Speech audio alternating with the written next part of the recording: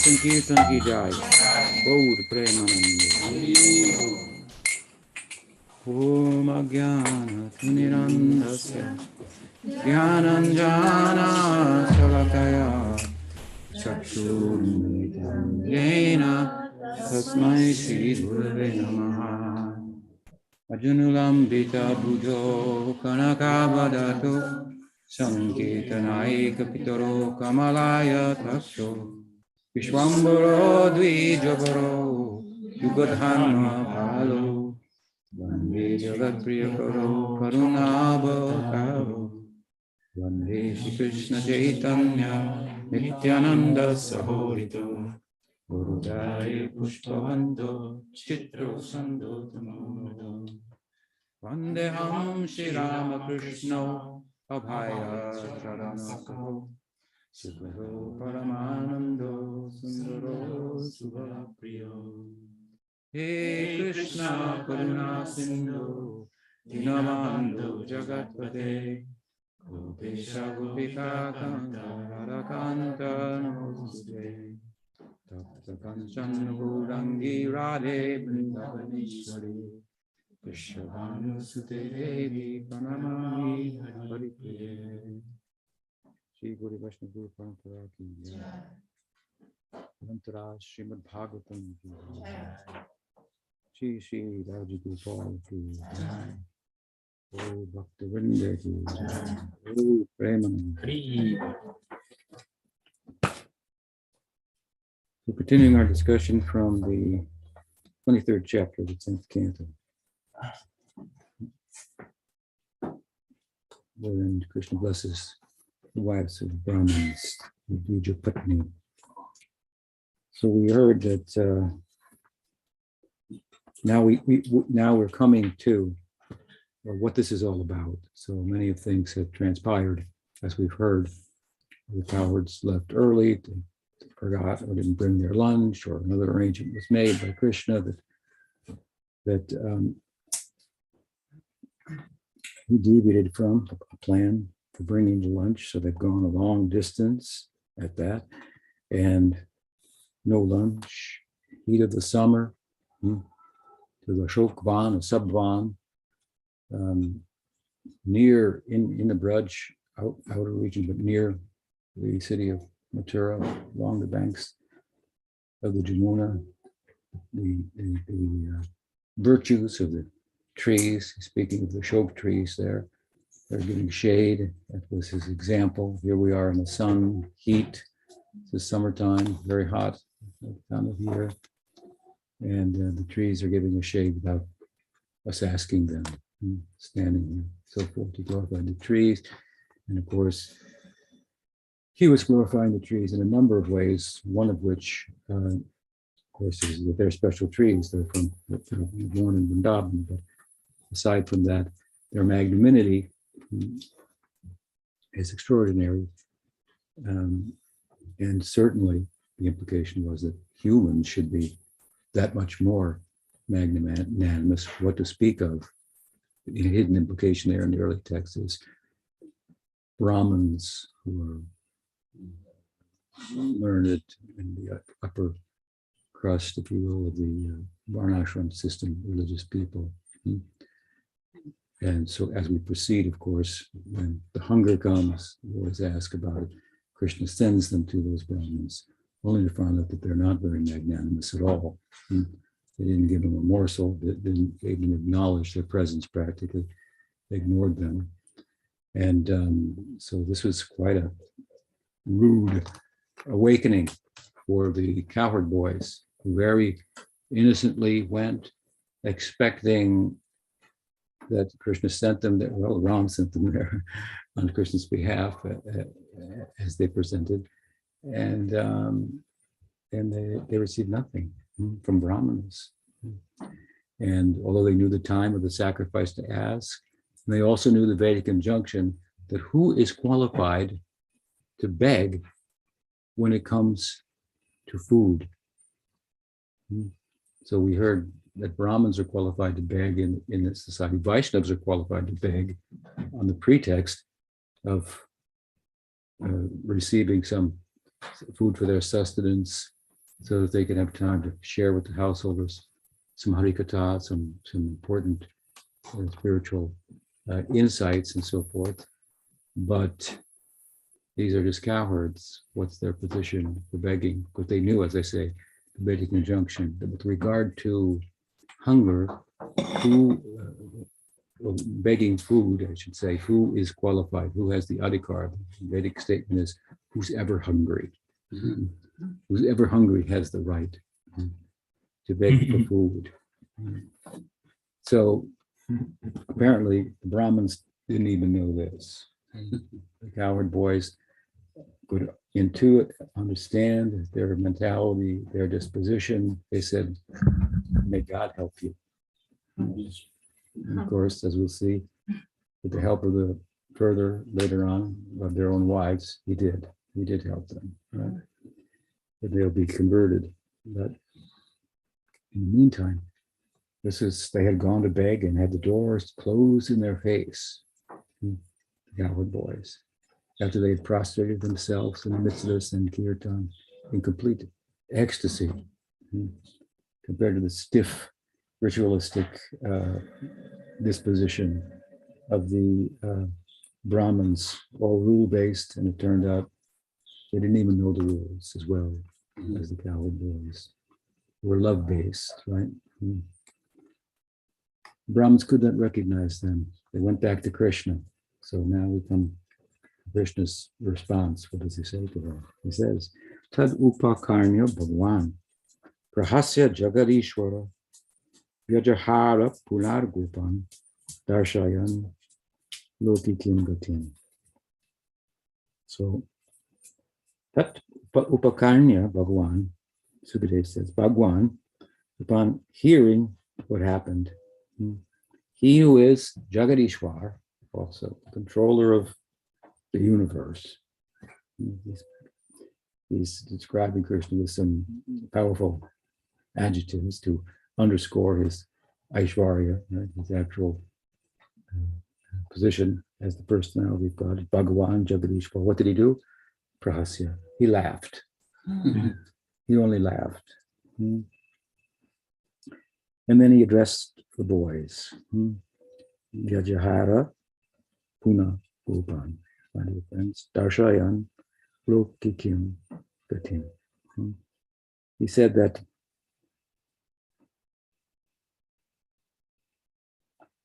more or less, he said, this is the way of the world. And beggars, on my behalf, as they were, should expect this. You should expect to get the door closed in your face. He told him, you should disregard disrespect that you will invariably encounter on my behalf. You will be disrespected, disregarded, rejected. He said, this should be discarded from your mind. You should not allow it to fester, dwell on it. It should be rejected. Respect and honor that you may get, that should be put behind you. Looking forward, you should keep your eyes only on the objective. What is your objective? So don't let disrespect or respect get in the way of the objective. They will come in the course of pursuing your objective. Have your eye on the goal. You have to become one-minded. Gita says what? That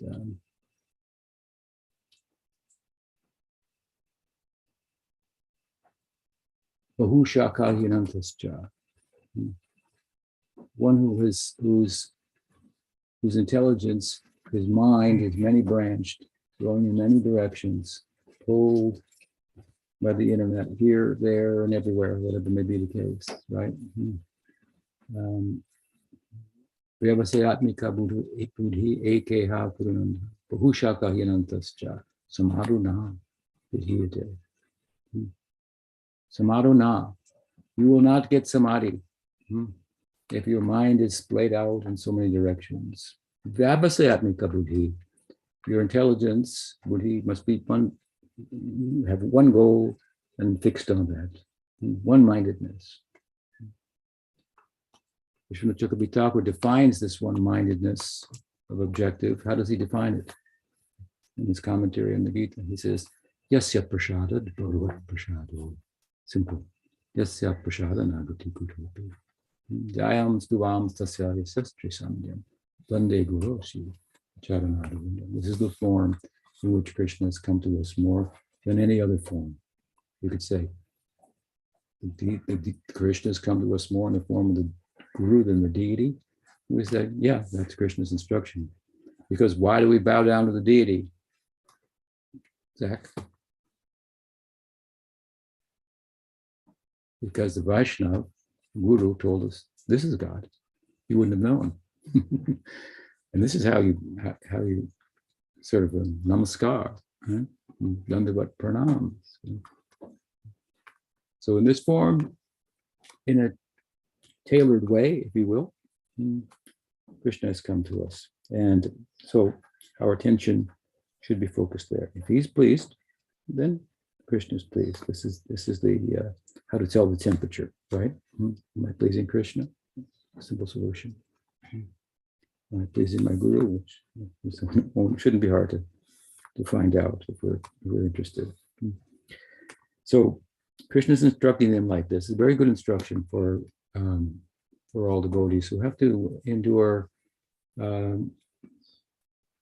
insults, sometimes rejection, as I say, disrespect, and so forth. Only innocently, on his behalf, going out. I remember hearing a story once of a Brahmin boy. He was born in Braj, and a devotee of Chaitanya Mahaprabhu became, and Krishna, and he had never gone out of the Braj, but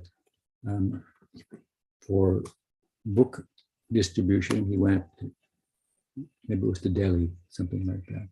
So he's looking who to distribute the book to, book about Krishna, right? And he saw one very respectable looking gentleman, said, oh, that, surely he will he will appreciate. So he went to give him the book, and the man just, totally rejected it. And he was totally like shocked. The story had more impact when he told it to me personally, but given his background, innocence, and the expectation that thoughtful people, of course, intelligent people, of course, they will accept this. Once, in his commentary on verbal commentary on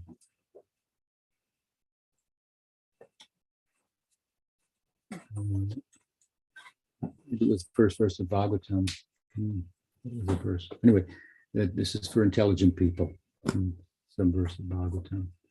And some probably says, why aren't intelligent people coming? Nard is there. Sukadeva is there.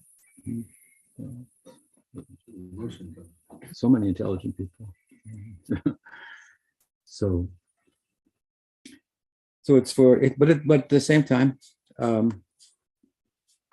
we devotees create the qualification for hearing about Krishna, and hopefully they do so by their example, which speaks louder than precept, inspiring people through that. And still, in the context of that, some people may reject, and the Gopas experience this. So Krishna's tried to encourage them. This is the way, all my devotees. If you could read to the sadhana siddhas, he said, don't you remember?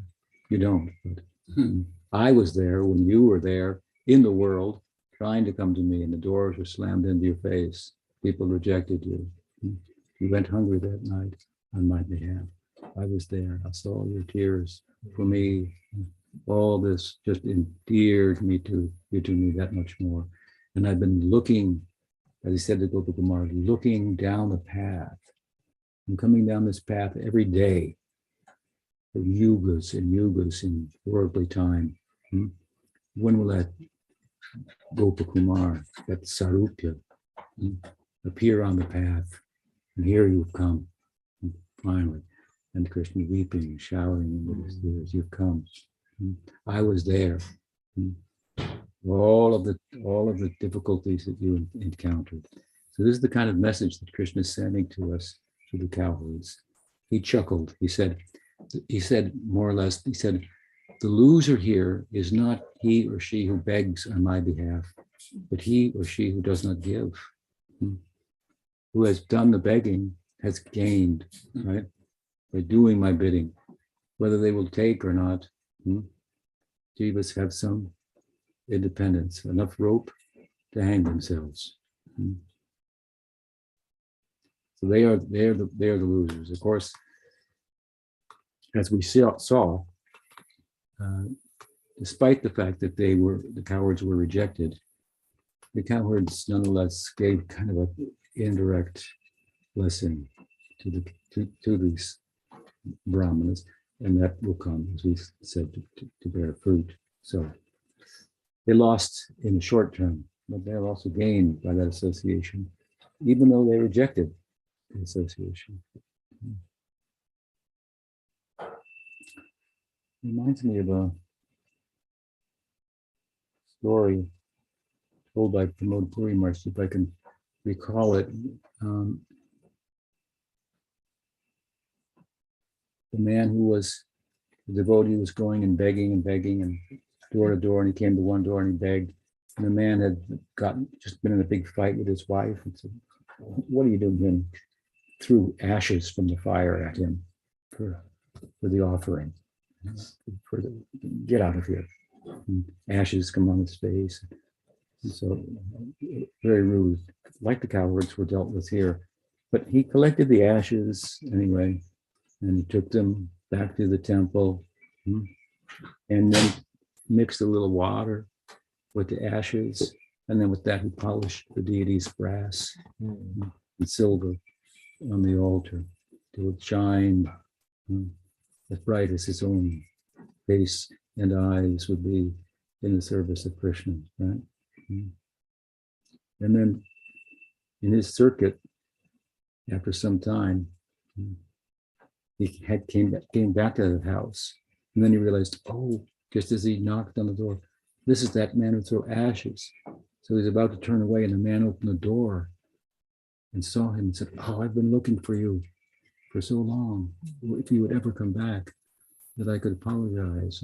And the devotee could see that all this Sukriti had accrued in this man, through the well-wishing and the use of the ashes in the service of Bhagavan. And he was now just hoping he would meet that devotee again so that he could make up for his mistake and become a devotee himself.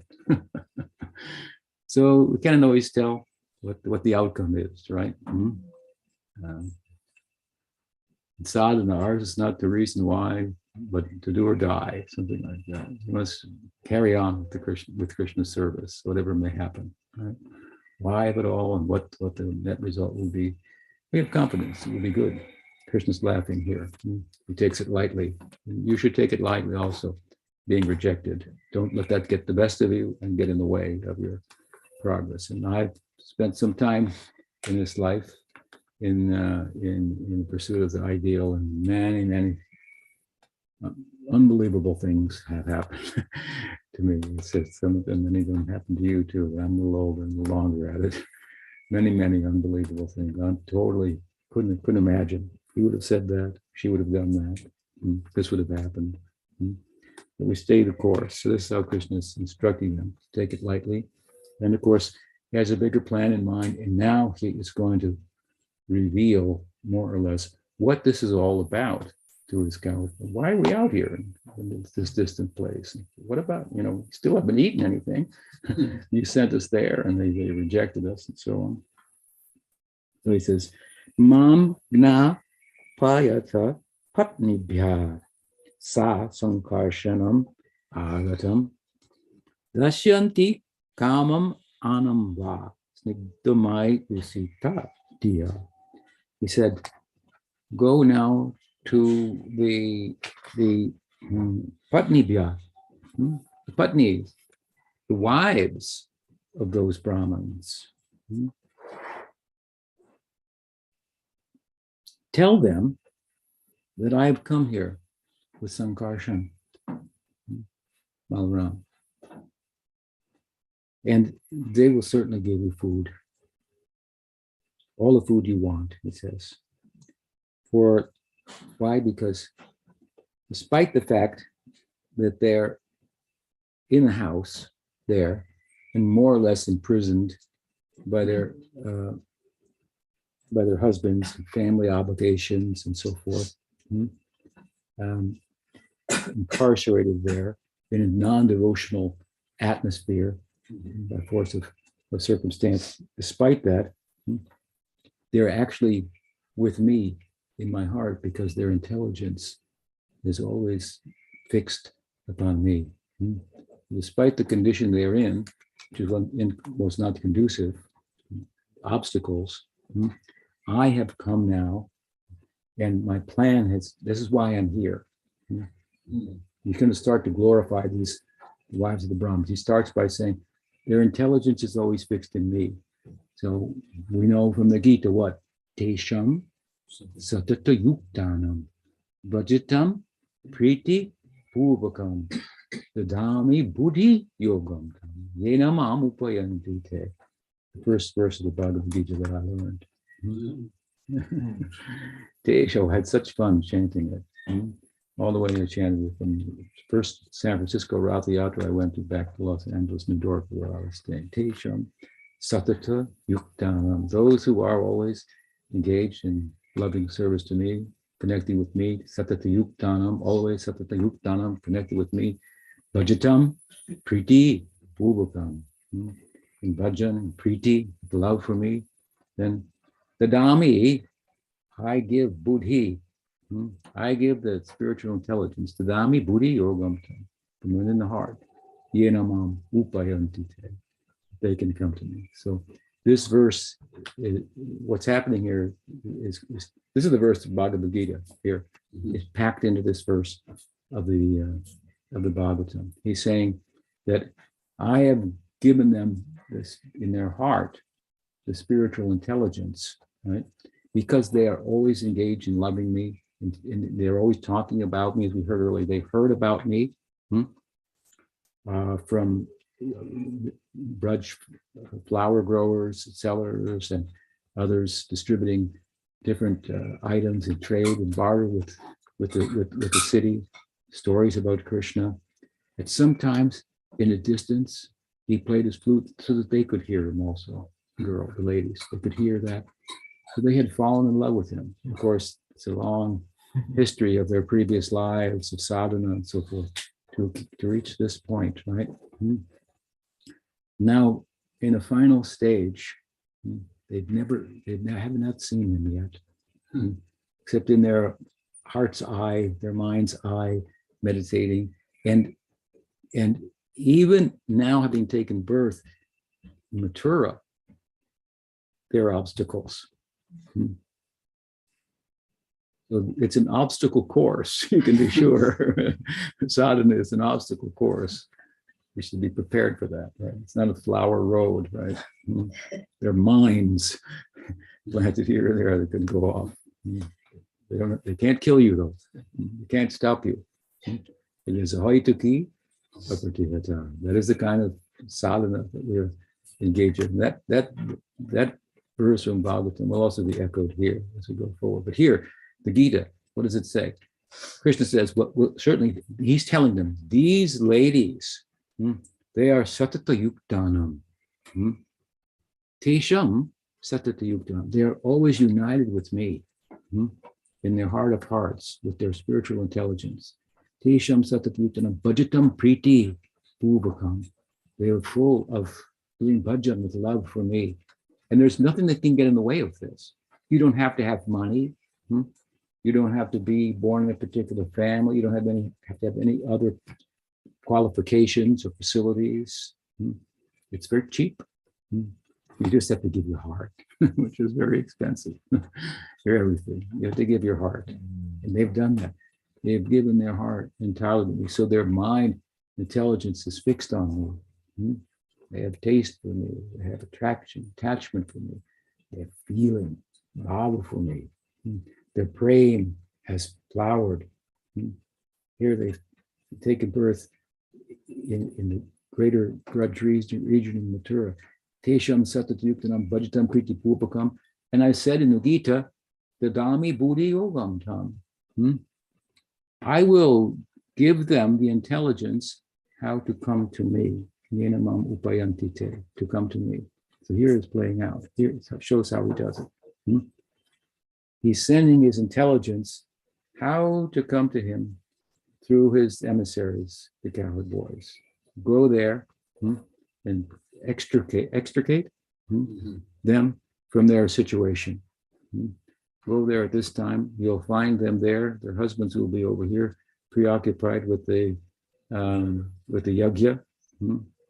And everybody in the family will be preoccupied with it. They've already cooked everything. So they're just sitting in the hall waiting for everything to be finished. Now, go and tell them, I'm here. The object of their love and sankarshan, we are here, nearby, right outside. He's mentioning with sankarshan because he becomes that much more beautiful in Ram's presence. Whose eyes are fixed on him, who's the personification of seva, the God in the form of a servant, right? This brings beauty to Krishna.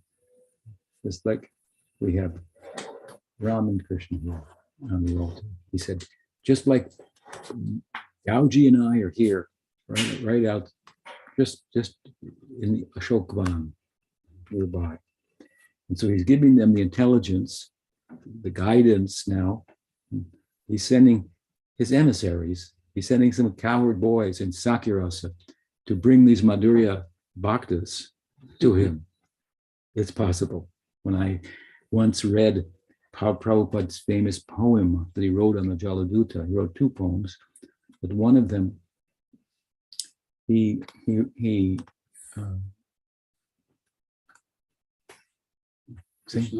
Krishna Tava Punya Hobe, right? Beautiful song. Rodney sings it very beautifully. Has he sung it for you here? Not yet. Maybe tonight. So, he can explain it further. But Prabhupada petitions Krishna, oh Krishna, your friend. I think it would be good for you if you can please Radharani, then your life will be successful. There's absolutely no doubt. There's no doubt about that. Just like the pole star is fixed in one place and other stars orbiting around it, that will never change. This will never change. Right? So my guru has asked me to do the bidding of Radharani, and that was in the service of Chaitanya Mahaprabhu's mission. But it's a big order he gave me to go to the Western world and convert everybody. That's how Prabhupada thought of the suggestion of Bhaktisiddhanta that you preach in English. He elaborated upon it and made it his whole. This is his Guru Nishta. There's one instruction, one suggestion from my Guru. I turn it into an order in my whole life. This is what you say to us repeatedly. Whenever we would glorify, I'm just doing the work of my Guru, following the order of my Guru Maharaj. That's all. If I've had any success, it's all just following the order of my Guru Maharaj. That's all. I had only one question to ask him. What was it? How can I serve? That's all. One question. He wasn't there for just titillating and gratifying his intellect with more information. He didn't use Bhaktisiddhanta Thakur as an information board, right? But how to please him, how to melt his own heart, right? So, of course, the first half of the poem is all Sharanagati. Prabhupada's exhibiting the character of Sharanagati. And the second half of the poem, all about bhava. So if you can be a Sharanagata in the true sense of the term, then you really can long for that ideal, right? As Bhaktisiddhanta used to say, first deserve, then desire. So I'm saying something that if you want to go to India, okay, you come to me telling me you want to go to India, what am I going to tell you? Well, do you have a passport? No. Why are you talking passport? Tell me go, this way. I want to go that way. And after you go there, then you have to get a visa. You have to go over here. Then you have to get a job over here. But I want to go to India. Yeah, we know that. I want to eat a mango. Here's one. And they give them this dry, hard seed, right? Here's your mango. I'll give you 1,000 mangoes. I'm going to give you want a mango? I'll give you 100,000 mangoes here. And he looks at, what am I supposed to do with that? Dig a hole. Dig a hole? I'm looking up for a mango. You tell me to look down and put it in the hole. Then what? Cover it up. What? Then pour water on it. And do that dutifully. And if any weeds come, pick them out. Year after year after year. And you'll get hundreds of millions of mangoes from one tree in the course of your life. But it takes some time, right? Some effort. So Sharanagati must be there. This is effort-based, effort to get grace. And having been graced, having been blessed, Shreya Kairava Chandrika Vataran. This kind of infusion from the other side, right? Tangible infusion. Infusion is there from the beginning, but tangible starts to take place. Then Sura Shakti Visheshatma Prema Suryam Su Samyamak. It becomes specific with a specific feeling, right? Your destiny coming out, specific feeling. Taste for that. The object for that, corresponding object, Krishna, with particular qualities, a particular dress, standing before you. Attachment and real feeling. Right? Bhava. So in the second half of the poem, Prabhupada is speaking, longing, he's longing. Longing for attainment. First, he's pining for attachment and doing for surrender, doing the order of his guru, taking it on his head, asking Krishna for the strength to. You want to pray to Krishna? Pray to Krishna like this: give me the strength to please my guru. That's how he will be. That's a prayer he'll listen to. Oh, she's getting it. How this works, right? In the second part of the poem, he's longing. And so I took the poem one day, I read it to Pramod Puri Goswami Maharaj, right? When I came to Prabhupada's very powerful central sloka, central verse to the Bhava section of his poem, Tomara Milane Bhai Abarshe Shupapai, Gocharani Guri Din Bho. Kota Vani Chutta Chuti Vani Kai Lutaputi She Din Kobe Hobe Mo. He said, oh, when will I run, frolic, somersaults, throughout the whole entire day through the forest of Braj, herding cows with you. Kotavani chuta chuti vanikai utuputi, sporting, dancing, frolicking. Sedin kobe hobe more. When will that day be mine? They have that blessing. This is how we prayed to Krishna. So when I got to that verse, Puri Goswami Maharaj said, "Oh, Sakiras." I said, yes, Maharaj. And then I said to them, some devotees are saying that your Guru Maharaj is in Sakirasa. And if you want Madhurya Rasa, you've got a problem. You have to go to another Guru. Now, I knew that wasn't true. But I reported to Puri Maharaj what some people were saying. He said, Baba, he said, he was taken by the prayer of Prabhupada too. He said, if you have a guru in Sakirasa and you think you've got a problem, you've got a problem. You don't get it. He can arrange everything.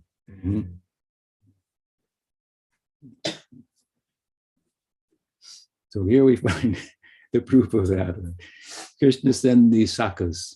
They're already his associates to these sadhana siddha, brahmanis, yagnapatnis. They're in Madhurya Bhav. They're cultivating Madhurya Bhav. And he's sending the intelligence, the guidance, how to come to him through them. His friends are bringing them dutifully. Oh, we have the Madhurya Rasa devotee. Let me bring her according to his order. So you shouldn't think like that. Right? No. And the guru is something like in my country, we have a president, and then there are governors who are in charge of the different states. So sometimes a governor, let's say of California, will become the president. That would probably be good, but relatively speaking. But when he becomes the president, then he has to, in an unbiased way, deal with every state, right? Even though he has his own personal bias in California. So the guru will have his own personal bias, her own personal bias, her own reality, inner reality. But as a guru in Chaitanya Sampradaya, he or she will recognize, acknowledge feeling, developing in other rasas, and be expert in how to guide them. Also, like the president, he can deal with the problems of the state and that state and the states. And so he has a side of him that does not favor California, right? Objectively. And then there's a side, of course, that does favor California, right? And most of his associates will probably come from California, thereabouts. But of course, these two, as we've already explained earlier, Sakya and Madhurya, of all the feelings of Braj, these are compatible, highly compatible, highly compatible. And we're seeing that. We're seeing in the Gopi Vastraharana Leela, Krishna brought his friends. They had a role, minimal, but a role to play there, right? Here they have a big role here. They're going to come. What Krishna is doing, he's glorifying these sadhana siddhas, these brahmanis, and gopas. They are so inspired. They want to meet them. I mean, this is the contrast between meeting their husbands. Ugh. Now he's talking, these people, these girls, these ladies, they love me. Their intelligence is fixed on me, despite being in a situation that doesn't provide them the facility to openly express that. They can share it with one another privately, but they can't share it with their sons, with their in-laws, their own fathers and mothers. What, they're going to elope with the Vaishya boy from the village, Brahmin girls who are already married? I mean, and this is their idea. How can they talk? Who can they talk about that to? Nobody. There's no ear for that. Amongst themselves, whenever they get the chance, they're sharing the thought. And there's no hope for them, practically, they feel. Still, they're not giving up. This is Ashabandhu. Ashabandhu. Hope beyond hope. Hope beyond hope. Their hope is there's nothing I can do, but Krishna is wonderful. He could do it. He could arrange for me to meet him and fulfill my heart's desire. If he so desires, I petition before him, will you please do that? I cannot get myself out of this situation. That is not possible. There's no way I can find my way through the web of material existence. And here they are in Mathura during the Prakat Leela. They're praying like this. Such is their position. Ashabandhu, hope beyond hope. I have no hope, but I have hope. When I see there's no hope based off my own effort, my own ability, given my circumstance, in material existence, still I have hope because he is who he is. He is the one, learned Uddhava has told us, who gave Vatsalya Rasa to Putana. Certainly he'll give Madhurya Rasa to me. She was even against him. Pretended to be a mother, and he gave. Such is his nature. They have complete confidence in the mercy, the kindness, the generosity of Krishna toward his devotees. They're waiting, just waiting. And Krishna sends now, Dadami Buddhi Yogam. I'm sending you the intelligence in the form of my friends who will guide you how to come to me. And I'm just down the road. Such an exciting moment for them and for the boys to hear about this. They haven't gone there yet, but they're hearing about what these girls are like, what these ladies are like. And they feel just such a commonality with them, common ground. They're not thinking, we're Nitya Siddhas, we love Krishna. Oh, some other people are starting to love him too. We'll check them out. Oh, they're thinking, they're hearing about their love, their minds fixed on Krishna. And the cowards are thinking, I want to meet those devotees. I want to get their association. I'll be my own, I'll learn something about loving Krishna in their company. This is how they feel. So it's very exciting for them. Meanwhile, at the height of their desperation, their separation from Krishna and their sadhana, even in this state, they're Swarup Siddhi, not Vastu Siddhi. Now, reaching that point, it's time for Krishna to come. Because this has been happening for a day now. We've been planning long before that as well. But he's on his omniscience. They remind us again. He's Bhagawan. He's Jagadishwar. He knows everything. He knows their hearts. And he's going to give them intelligence how to come. He's going to send the guru within the Leela.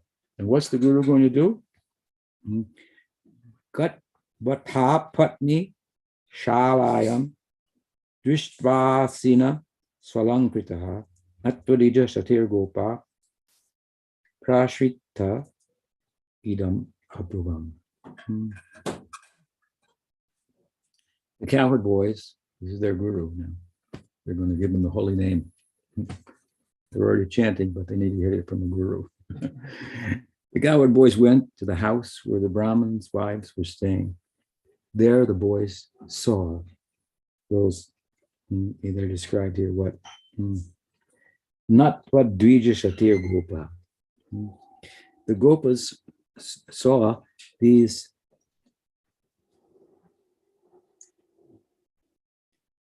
Sati. Sati means, is a name for Shiva's wife, after whom the Sati rite is named, who entered the fire, funeral pyre of her husband, right? The Sati rite. Did Shiva die? No. He was offended. She wanted to. Anyway, this is the rite. The husband dies, and they loved one another their whole life. She died, he died, and she died thereafter voluntarily. Such was their love for one another. So the Sati rite. big thing. He was offended by her father. Yeah. And she couldn't stand that, so she jumped in the fire. She was going to kill herself. So that's the famous sati rite, and then it's taken in this way. That you have such a good husband like Shiva, worth following, right? So we're described here, sati, pure, chaste, they were, and it means what? Chaste in terms of their bhakti to Krishna. And so the cowherd boys, not va, Dvija Shatiya Gopa, those twice-born Brahmani ladies, chaste, like sati, pure, they bowed before them. The Gopas bowed before them. And there they were. Here it says that they were alankritaha, Drishpa alankrita. They saw them and they were beautifully decorated. Beautifully decorated. What it means is they pulakashritaha, they saw. Kampashu pulakaya. They were decorated, their bodies were decorated with saktika bhavas. Their horripilation, weeping. And just seeing the cowherd boys who looked just almost like Krishna that they were meditating on, right? They were meditating on Krishna for eons. They saw them. I wrote a verse. The voice, flutes were tucked in their attractive belts. Their herding sticks were in hand. Their endearing dress and uncommon decorations were drawn from the forest. They were painted with red oxide from Mount Govardhan. Their broad foreheads adorned with kasturi tilak from the musk deer. They placed fragrant flowers over their ears. They were garlanded with wreaths of jasmine buds. They had their hair tied in top knots and pinned with peacock feathers, and they were chanting, Ram, Krishna, Krishna, Ram, Ram, Krishna, Krishna, Ram, Hare Krishna, Hare Krishna, Krishna, Krishna, Hare Hare, Hare Ram, Ram, Ram. This is how they appeared on the scene. They bowed then before the ladies and saw their ecstasies decorating, ornamenting. These are the ornaments of the devotee. First ornaments will be Trinadapi Sunichena Torodapi Sahishna Amani Namanadena. These 4 decorations. Humility, tolerance, expecting no honor for oneself, giving honor to others. Then, as a result of that, those ornaments, chanting consistently, Kirtaniya Sadahari, then this Baba will come. All these Sattvika Bhavas. So they saw them erupting in Sattvika Bhavas. And the point is what? They themselves, these cowherd boys, resembled Krishna so much, they thought they had seen him, practically. Just like when Gopakumar went to Vaikuntha, he was taken by the Vishnu Dutas to Vaikuntha, and when he arrived there, he was acclimating himself to this Adhoksaja realm, otherworldly realm, altogether. It wasn't like Earth, very different. And then one fellow came with 4 arms and dark complexion and so forth, and he thought, that was the God, that was Narayan, he thought. But it was a devotee who had Sarupya Mukti, a form like Narayan. But everything like Narayan, but it doesn't have the Srivats marking, or the Kastuba Mani, the jewel representing all jivas he wears around his neck. So the attendant said, no, that's not him, that's not him. But they thought, oh, so they saw these boys, and they became udipana, stimulant, for their bhava, for their prema, brought it to the surface. So seeing the boys, hearing their chanting Krishna's name, like they'd never heard it chanted before. Someone wrote something the other day saying that this is a guru should be like this. A guru should be a teacher, not somebody just presses you between the eyes and you get, electric shock and so forth. And teach, and let's know the scripture, teach you what bhakti is, and so on. All true, all true. But besides this, Shrotriyam, there must be Brahmanishtam. He has to have some standing, really, in all those things he talks about and teaches, right? So here, these boys are like, they have standing. They're chanting Krishna Nam. They hear that Nam like they've never heard it before. And they're seeing the closest thing to Krishna himself, his friends. They look like him. They dress the same. They wear peacock feathers as well. They also have flutes, herding sticks, and so forth. All these things. And so they passed out. They went into a trance. And the coward boy said, "Oh my God, what do we do now?" The boys addressed them to try to bring them out of their pralay, one of the sattvic bhavs, passing out. Namo vo vipra pratnibhyo nibhodhata vachamsi na ito vidure charata krishne ne he sitavayam. Obeisances, pranam to you, patnis. So from the context of the Leela, it was appropriate for cowherd boys to show respect to the wives of Brahmins, because they're Vaishyas, right? As you would respect the Brahmins, so the wives of the Brahmins. So obeisances to you, O wives of learned Brahmins. Kindly, please, I say.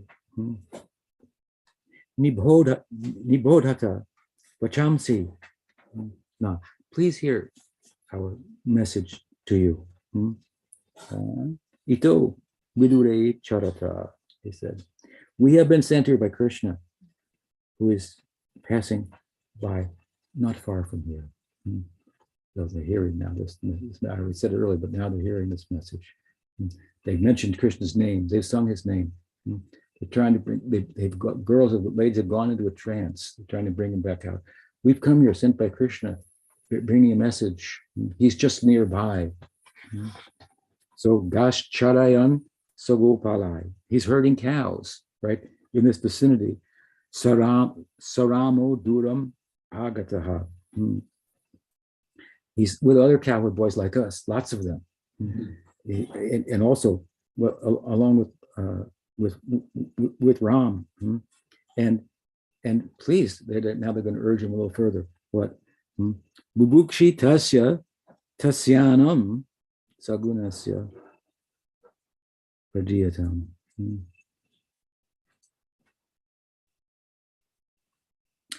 That they're hungry.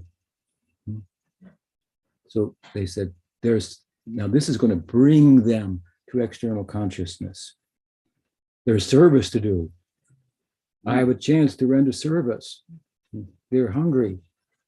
So they came out of the pralaya of external consciousness, and just hearing that, they went into the kitchen. They grabbed the pots and vessels and so forth. They took the pots right off the stove and didn't transfer them into another pot so that they would stay warm. The rice, the sabjis, the dal, and others carrying the sweets and so forth. They placed them on their heads and they show us the way, basically. He's hungry. So some pooch should be given to him and his companions. Don't say another word. And then they just immediately went into action, right? And knew exactly what to do. And with the guidance of the cowherd boys, they escaped from their situation, right? And were led right to Krishna, right? Shut vachutam upayatam nityam tad darshanotsuka tat kata chitta manaso babhuvur jata sambhama. The wives of the Brahmins, they were eager, always eager to see Krishna. They had this kind of lolium, right? Eagerness, utsaka, eagerness, lolium. For their minds had been enchanted by descriptions of him, as we've heard. Thus, as soon as they heard he had come, they became very excited. And Chaturbidham Bahugunam Anam Adaya Bhajanai Abhi Sa Shu Priyam Sarva Samudram Eva Nimagna. So they gathered, as I said, different types of food. Chaturvidham, Chaturvidashri, Bhagavad Prasad, different types of food. Some licked, chewed, drunk, swallowed. They gathered them together, different varieties. Many Buddha with many tastes. Bahugunam, various fragrances. Anam, rice, food. Adya, bringing bhajana, large vessels. Abhisara, means they went. Abhisara, they went. But abhisara is also a term that's used to speak about a romantic rendezvous. The abhisara of Radha to meet with Krishna in the forest, right? It's a famous term. So here it means he went there. They went there. But the other implication is now they have an abhisara, the chance to romantically meet in a parakiya situation with Krishna, which is the ideal that they've been pursuing for lifetimes. And they went in what way?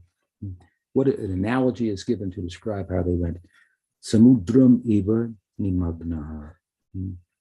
They went like rivers to the ocean. The implication is not caring for the mountain of obstacles that stood before them and surrounded them.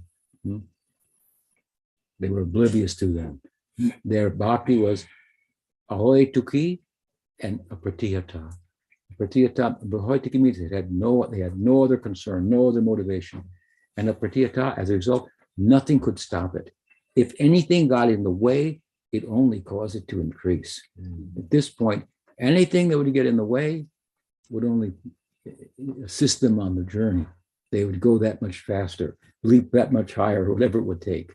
And they had the guidance of Krishna's friends, his personal friends, his entourage. So like rivers, point is what? Rivers don't care for the mountains. There are many mountains between the river and the sea, right? They don't care for them. They go around them. They find their own way. The mountain has to give way to the river. So this is speaking about the nature of one-minded bhakti, ahoituki bhakti, apratihata bhakti. Nothing can check it. Indeed, as they say, if anything tries to check it, it only increases. So then what, all their husbands, brothers, sons, he's talking about mountains now. These are the mountains. Their relatives try to forbid them from going. Their hope of this is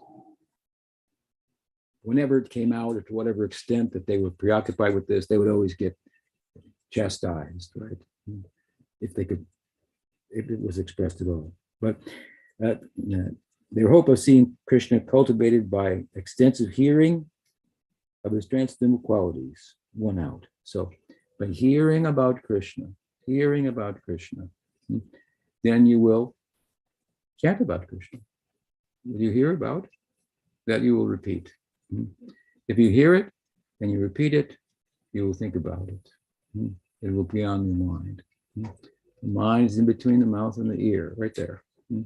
So if you hear nicely about Krishna, then naturally they will feel you're chanting, and this hearing it chanting will give rise to meditation. This meditation is not a false thing. You sit down and meditate. Surely you can try to think of Krishna, and we should. And if we hear about him, we'll think about him. Thinking about him and meditating on him, they're related. There are earlier stages of meditation, and then there's actual dhyan, dharana, dhyan. Dharana means, well, prior to dhyan, the effort that it takes to draw your mind back from other objects constantly. When they're successful in that, and the mind is one-minded and focused, then dhyan, then dhruvanusmriti, samadhi, these higher stages of meditation. So we can't just sit down and do samadhi. We're going to do samadhi yoga. Everybody come down. It costs $50 a night. Come on, and we're going to teach you. It doesn't work like that. Right? You can do, for as Ashtanga yoga goes, you can do, why don't you try this? Yama niyama. Try that. Accept what's favorable for your yoga, reject what's unfavorable. Where are you all going? Where's everybody going? If you lay that out, you won't get a big audience. We invite you to yoga. It's called Yama Niyama Yoga. It's the beginning stage. How was it start? Doesn't cost a thing. First lesson's free. You can't do this, and you have to do this. Yama Niyama. One of the Yama Niyamas is Brahmacharya in Astanga Yoga. Well, where did everybody go? It's not very marketable, right? Of course, bhakti is more generous, but it has its things that are favorable and things that are unfavorable, right? This must be embraced. This is the first stage of Sharanagati if we were to go further. So.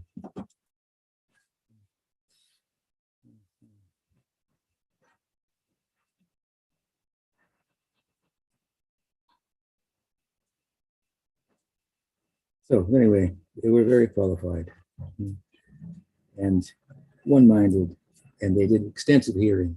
They had done extensive hearing. So amongst themselves, they had chanted. So their minds were absorbed and so forth.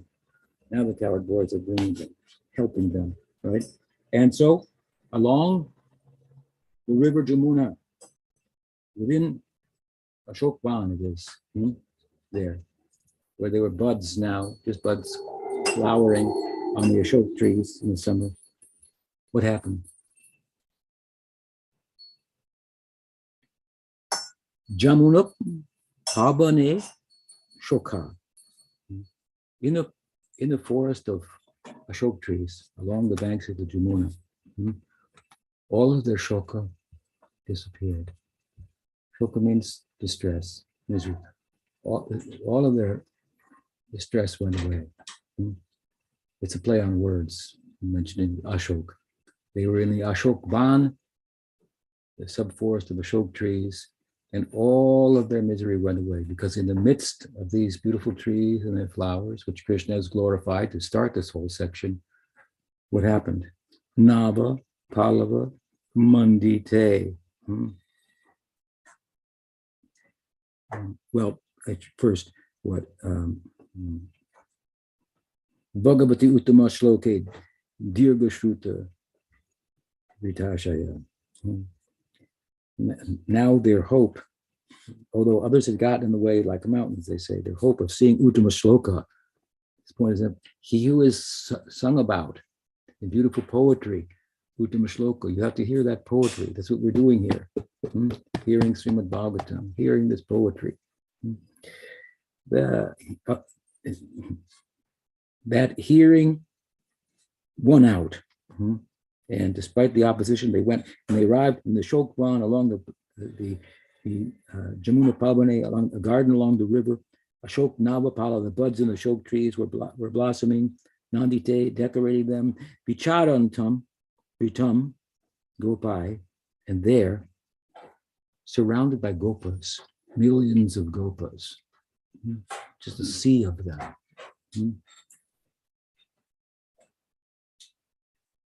Sagrajam.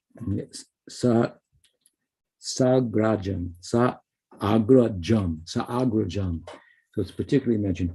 There, surrounded by millions of gopas, they saw Krishna.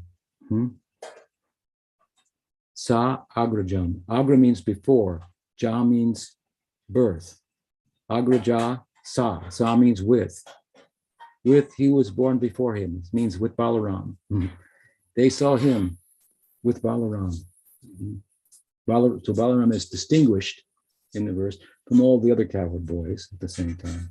The two of them together, the gods themselves. They saw that Krishna surrounded by all the cowherds and standing next to his older brother, Balaram, in the company of whom Sanatana Goswami says he becomes more beautiful. You see Ram looking at him, gazing at him. It brings out further the beauty of Krishna. So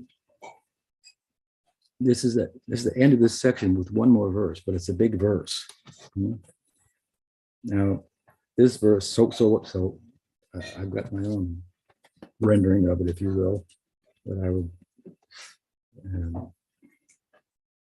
read to you. So this is it. Now they came to the forest, the Shokwan, and this is what they saw: Shamam Hiranya Paridhim Vanamalya Barha Datu Pravala Nata Vesha Anubratamshe Vinyasta Hastam Iparena Dunanam Abjam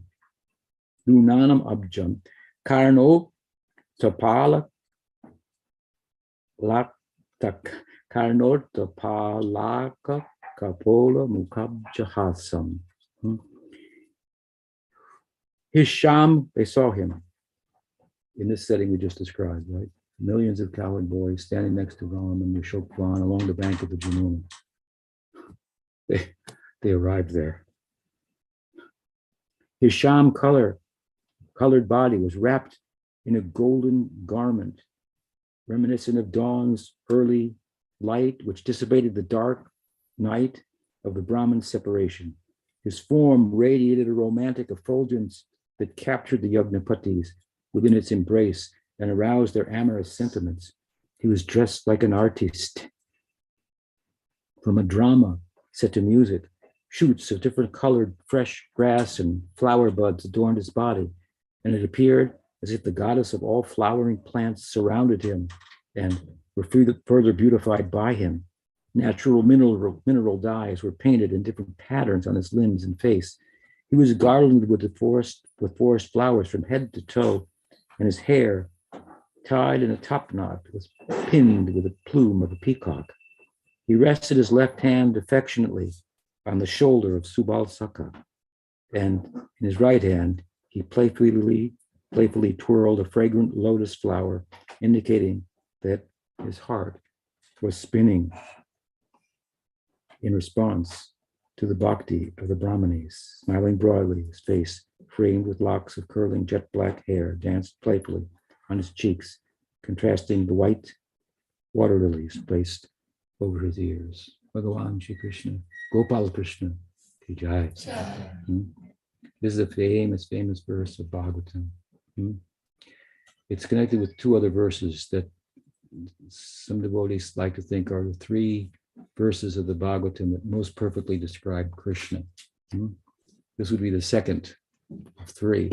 The first is Brahma's prayer, Namridite Bra, that he gives at the beginning of his prayers at the end of the Brahma Mohan Lila. Beautiful, describing Krishna, beautiful prayer. We won't have time to go through it. Maybe our next session we'll recite it. But that prayer, that's like one perfect explanation of Krishna, coming from the budding Sakirasa heart of Brahma, who has just entered into the arena of the cowherd boys, seeing Bhagavan's Aishwarya, understood that he's Swami Bhagavan, and this is what he does as a pastime. And these are his associates. He's the object of my love. He's the Vishaya Lambana. These are the Ashraya Lambana, the embodiments of that love, these boys. And this is how they see him. And I'm seeing him. That beautiful description, flowing, as they say, from the budding Sakira's heart of Brahma. Second verse, there's this verse. Third verse, Parapita, Natabara. Gopis are speaking in the 21st chapter, a couple of chapters back, about Krishna. I'll read that verse to you. Wearing a peacock feather ornament on his head, blue karnikar flowers on his ears, a yellow garment as brilliant as gold, and a Vijayanti garland, Lord Krishna exhibited his transcendental form as the greatest of dancers. As he entered the forest of Vrindavan, beautifying it with marks of his footprints, he filled the holes of his flute with the nectar of his lips, and the cowherd boys sang his glories. So some devotees, of course, this is from the Madhurya Rasa perspective, they say these are the three verses that most perfectly describe Krishna. And they say Brahma's prayer is perfect, Yagapatni's prayer is more perfect, they would say something like this, and the Gopi's prayer is most perfect. But what's perfect, in my point of view, about all of these verses that describe Krishna so beautifully, But his friends are included in all of them. Shri Gopa Brindapal Krishna Ki Jai. And I like this one in particular because it's a very nice statement that's made here. He says what? Vinyasta hasta no, Datu Prabhala Nata Vesham Anubratam She. Anubratam She. It means with driven, compelled with great feelings of affection. Vesham, excuse me, Anubratam She Vinasta hastam. With great feeling and affection, he rested his hand on the shoulder of one of his friends. That's of course Subal. That's the famous pose. Famous pose. He's very prominent, and he's surrounded by millions of cowherd boys, resting, and Balaram is right there. He's resting his hand on the shoulder of Subal. In his right hand, he's twirling a lotus like this. And the sign language is, my heart is spinning, just like I'm twirling this lotus with love for you. And see how I put my arm on Subal? I want to put my arm around you. That is the language in the sign. Then they're reading that language and realizing our gurus now, the cowherd boys have brought us here. We've attained our ideal. Who he is. Now, conversation will ensue as we follow. Kantaraj Srimad Bhagavatam Ki Jai. Dauji Gopal Ki Jai. Gaur Bhakta Vrinda Ki Jai. Gaur Premanande. Vanchakalpatarubhyas Chakripa Sindhudeva. Patitanam Pavane Vaishnavi. Ananta Koti Vaishnav Vrinda Ki Jai. Gaur Premanande. Guru Maharaj Ki Jai. Now let us meditate upon this. All these things.